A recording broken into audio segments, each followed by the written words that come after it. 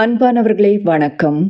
பணக்காரங்களுக்கும் ஏழைங்களுக்கும் இருக்கிற ஒரு மிகப்பெரிய வித்தியாசம் என்னன்னு உங்களால சொல்ல முடியுங்களா? அது வேற எதுவுமே இல்லைங்க. மனப்பான்மை தான்.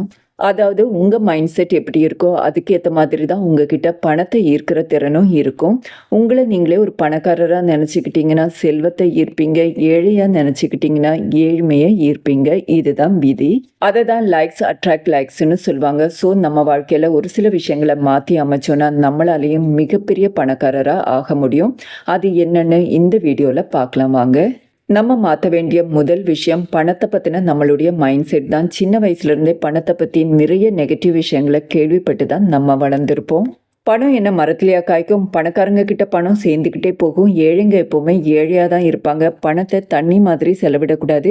இப்படி பணத்தை பற்றி நெகட்டிவாக பேசி பேசியே பணம்னாலே நம்ம மனதில் ஒரு பயத்தை கிரியேட் பண்ணிடுவாங்க. ஸோ ஒவ்வொரு முறை நம்ம பணம் செலவிடும் போதும் ஐயோ இந்த பணம் காலி ஆயிடுச்சுன்னா அடுத்தது என்ன பண்ணுவோங்கிற ஒரு பயத்தோட தான் நம்ம அந்த பணத்தை செலவிடுவோம். அது ஒரு விதமான நெகட்டிவ் எனர்ஜியை தான் அட்ராக்ட் பண்ணும். ஸோ நீங்கள் பண்ண வேண்டிய முதல் வேலை பணத்தை பற்றின லிமிட்டிங் பிலீஃபை அறவே நீக்க வேண்டியது தாங்க. உங்கள் ஆழ்மனது உங்ககிட்ட உன்னால் பணம் சம்பாதிக்க முடியாது, உன்னால் பணக்காரன் ஆக முடியாதுன்னு திரும்ப திரும்ப சொல்லிட்டு இருக்கோம். ஏன்னா அதுக்கு தான் உங்கள் ஆழ்மனதை நீங்கள் பழக்கப்படுத்தி இருக்கீங்க. அந்த பிலீஃபை என்னால் முடியும், நான் பணம் சம்பாதிப்பேன், நான் பணக்காரன் ஆவேன், இப்படி ஸ்ட்ராங்கான தாட்டால் ரீப்ளேஸ் பண்ணணுங்க. அதுக்கு நான் இப்போ சொல்ல போகிற அஃபர்மேஷனை அடிக்கடி உங்கள் மனதில் சொல்லிக்கிட்டே இருங்க. நான் பணக்காரன், பணம் என்னிடம் எளிதில் வந்தடைகிறது, என்னிடம் பணம் பெருகிக்கொண்டே போகிறது, நான் பணத்தை ஈர்க்கிறேன், பணமும் என்னை ஈர்க்கிறது. எப்பெல்லாம் பணத்தை பற்றி ஒரு பயம் உங்கள் மனதில் வருதோ அப்போல்லாம் இந்த அஃபர்மேஷனை சொல்லிக்கிட்டே இருங்க. அதே மாதிரி எப்பெல்லாம் ஃப்ரீயாக இருக்கீங்களோ, எப்பெல்லாம் மைண்ட் ஃப்ரீயாக இருக்கோ அப்போது இந்த அஃபர்மேஷனை சொல்லுங்கள். அதே மாதிரி ரஷ்யான் கவுண்ட் நவ் டன் இந்த ஸ்விட்ச் வேர்ட்ஸை அடிக்கடி சொல்லிக்கிட்டே இருங்க. இது பணத்தை ஈர்க்கிற ஸ்விட்ச் வேர்ட்ஸ். ஸோ இந்த அஃபர்மேஷன் ஸ்விட்ச் வேர்ட் இது எல்லாத்தையும் யூஸ் பண்ணும்போது பணம் உங்ககிட்ட பெருகிட்டே போகிறதா நம்பிக்கிட்டே யூஸ் பண்ணணுங்க. அது ரொம்ப ரொம்ப முக்கியம். நம்பிக்கை தான் நம்மளை பணக்காரராக மாற்ற போகுது. ஸ்விட்ச் வேர்ட் அஃபர்மேஷன் இதெல்லாம் யூஸ் பண்ணுறது கூட உங்களை நீங்களே ஒரு மிகப்பெரிய செல்வந்தர்னு நினைக்கணுங்க. நீங்கள் பணக்காரராக இருந்தால் எப்படி பிஹேவ் பண்ணுவீங்களோ அப்படி பிஹேவ் பண்ண ஆரம்பிக்கணும். அதாவது அதிக நம்பிக்கையோடையும் மகிழ்ச்சியோடையும் உங்களை வச்சுக்கணுங்க. அது ரொம்ப ரொம்ப முக்கியம். மைண்ட் செட் எப்படி இருக்கணுங்கிறதுக்கு உதாரணமாக நான் இப்போ உங்களுக்கு ஒரு கதை சொல்கிறேங்க. ராகுல் ரவின்னு 2 பிரதர்ஸ் இருந்தாங்க. அவங்க அப்பா கிட்ட மொத்தமே 20,000 ரூபாய் தான் சேவிங் இருந்தது. அவங்க அப்பாவுக்கு ரொம்பவே உடம்பு முடியாமல் இருக்கிற சமயத்தில் அந்த 20,000 ரூபாயை 2 பேருக்கும் பிரித்து கொடுத்துட்டு நான் இறந்து போயிட்டேன்னா இந்த பணத்தை வச்சு பொழைச்சிக்கோங்கன்னு சொல்வார். கொஞ்ச நாள்லேயே அவங்க அப்பாவும் இறந்து போயிடுறாரு.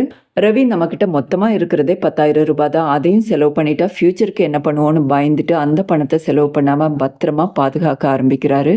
அதே சமயம் ராகுல் அந்த பணத்தை வச்சுட்டு சின்னதாக ஒரு ரோட்டு கடை ஆரம்பிக்கிறாரு. கடினமாக உழைக்கிறாரு. அவர்கிட்ட வருமானம் பெருகிட்டே போகுது.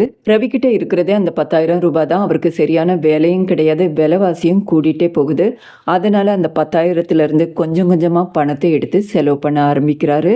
ராகுல் பிஸ்னஸில் நல்ல டெவலப் ஆகி செல்வ செழிப்போட வாழ ஆரம்பிக்கிறாரு. அதே சமயம் ரவி நல்லாவே கஷ்டப்பட ஆரம்பிக்கிறாரு. ஒரு நாள் ரவி ராகுலை பார்த்துட்டு நீ லக்கிடா, எல்லாமே உனக்கு ஈஸியாக கிடைச்சிருச்சுன்னு சொல்கிறாரு. ராகுல் பணக்காரர் ஆனதுக்கு காரணம் அவருடைய அதிர்ஷ்டம் இல்லைங்க, மைண்ட் செட் தான். அவரால் பணக்காரர் ஆக முடியும்னு நம்பினாரு, உழைச்சாரு, பணக்காரர் ஆனாரு. அதே சமயம் ரவி தங்கிட்ட இருக்கிற பணத்தை செலவழிச்சா தனக்கு கஷ்டம் வந்துடுமோன்னு பயந்தாரு. கஷ்டம் வந்துருச்சு. ஸோ உங்ககிட்ட இருக்கிற பணம் தீந்து போயிடுச்சுன்னா என்ன ஆயிடுமோன்னு உங்களுக்கு ஏற்படுற பயத்தை நான் பணக்காரன் ஆவேங்கிற நம்பிக்கையால் ரீப்ளேஸ் பண்ணணுங்க. எப்போவுமே பயம் இருக்கிற இடத்துல எந்த வெற்றியும் வந்தடையாதுங்க. இன்னைக்கு மிகப்பெரிய சாதனையாளராக இருக்கிறவங்க எல்லாம் அவங்க வாழ்க்கையில் தைரியமாக ஒரு சில முடிவுகளை எடுத்ததுனால தான் அந்த இடத்த ரீச் ஆகியிருக்காங்க. அடுத்ததாக உங்கள் எனர்ஜி எப்பவும் பாசிட்டிவ் எனர்ஜியாக அதிக வைப்ரேஷனோட இருக்கிற மாதிரி பார்த்துக்கோங்க. அதாவது நம்ம பணக்காரராக சந்தோஷமாக இருந்தோன்னா ஒரு துள்ளி குதிக்கிற மனப்பான்மையில் இருப்போம் இல்லைங்களா? அதே மாதிரி எப்போவுமே உங்கள் மைண்ட் செட்டை வச்சுக்கணும். அதுக்கு நீங்கள் முதல்ல பண்ண வேண்டிய விஷயம் கடந்த காலத்தில் என்ன நடந்ததோ அதை நினச்சி வருத்தப்படுறத கம்ப்ளீட்டாக விட்டுடணும். இன்றைக்கி நம்ம ஃபினான்ஷியலாக ஸ்ட்ரகிள் பண்ணுறோன்னா அதுக்கான முக்கியமான காரணம் கடந்த காலத்தில் நம்ம மணி ரிலேட்டடாக பண்ண ஒரு சில தவறுகள் தான். அந்த தவறுகளை நம்ம டைம் மிஷினில் ஏறி போய் திருத்த முடியாதுங்க. ஸோ அதை நினச்சி வருத்தப்படுறதால எந்த பிரயோஜனமும் இல்லை. ஆனால் அதே தவறுகளை ஃப்யூச்சரில் பண்ணாமல் பார்த்துக்க வேண்டியதும் நம்ம கடமை தான். ஸோ மணி ரிலேட்டடாக நீங்கள் எடுத்த ஒவ்வொரு தவறான டிசிஷனுக்காகவும் உங்களை நீங்களே மன்னிக்கணுங்க. அதுக்கு தான் ஹொப்பனோபோனோ ப்ரேயர். என் பணமே, என் தவறுகளுக்காக வருந்துகிறேன், என்னை மன்னியும், நான் உன்னை நேசிக்கிறேன். இந்த ஹோப்பனோபோனோ ப்ரேயரை அடிக்கடி உங்கள் மனசில் சொல்லிக்கோங்க. அடுத்ததா உங்களை சுற்றி எப்பவும் செல்வ செழிப்பான ஒரு சூழல் இருக்கிற மாதிரி பார்த்துக்கோங்க. அதுக்கு அர்த்தம் காஸ்ட்லியான பொருளை வாங்கி உங்களை சுற்றி வச்சுக்கணுங்கிறது இல்லைங்க. நீங்கள் இருக்கிற இடத்த சுத்தமாக பிரகாசமாக வச்சுருந்தாலே போதும். ஸோ சின்ன வீடாக இருந்தாலும் அந்த வீட்டை சுத்தமாக வச்சுக்கோங்க. காலையிலையும் சாயந்தரமும் விளக்கையும் ஊதுபத்தியையும் பற்ற வைங்க. இதிலெல்லாம் உங்களுக்கு நம்பிக்கை இல்லைன்னா ஃப்ராக்ரன்ஸ் ஏதாவது கூட யூஸ் பண்ணிக்கலாம். உங்களுக்கு நம்பிக்கை ஊட்டுற மாதிரியான ஏதாவது ஒரு வாக்கியத்தை எழுதி உங்கள் கண்ணில் படுற மாதிரி எங்கேயாவது மாட்டி வைங்க. அழகான ஓவியங்கள், ஃப்ளவர் வேஸ் இதெல்லாம் சீப்பர் ப்ரைஸுக்கே கிடைக்குதுங்க. இது மாதிரி கிடைச்சதுன்னா வாங்கி வீட்டை அழகுபடுத்துங்க. எல்லாத்துக்கும் மேலே கடவுளுக்காகவோ யூனிவர்ஸ்க்காகவோ தினமும் ஒரு 2 மணி நேரமாவது ஒதுக்குங்க.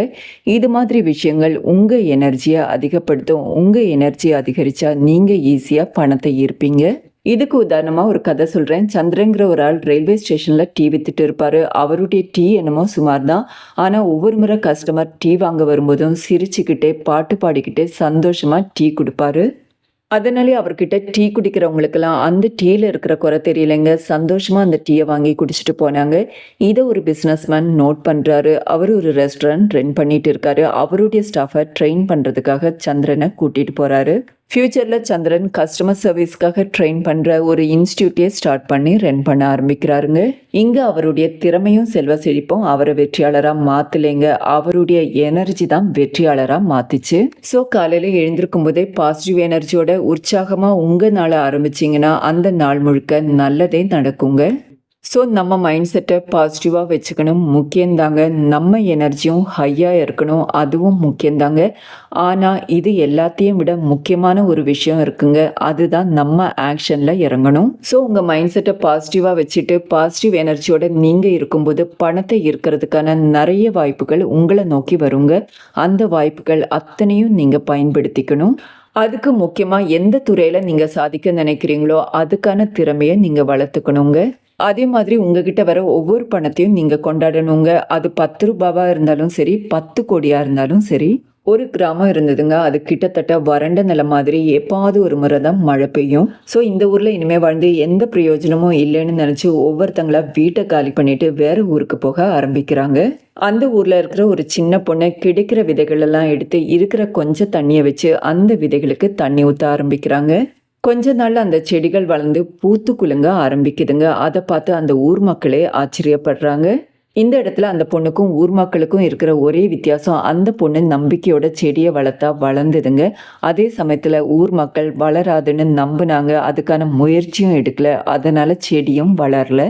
ஸோ நம்ம மனதில் நம்மளால் சாதிக்க முடியும், பணக்காரன் ஆக முடியுங்கிற விதையை ஆழமாக விதைச்சா நம்ம வாழ்க்கையும் பூந்தோட்டமாக மாறும். மீண்டும் ஒரு இன்ட்ரெஸ்டிங்கான வீடியோவில் உங்களை சந்திக்கிறேன். நன்றி, வணக்கம்.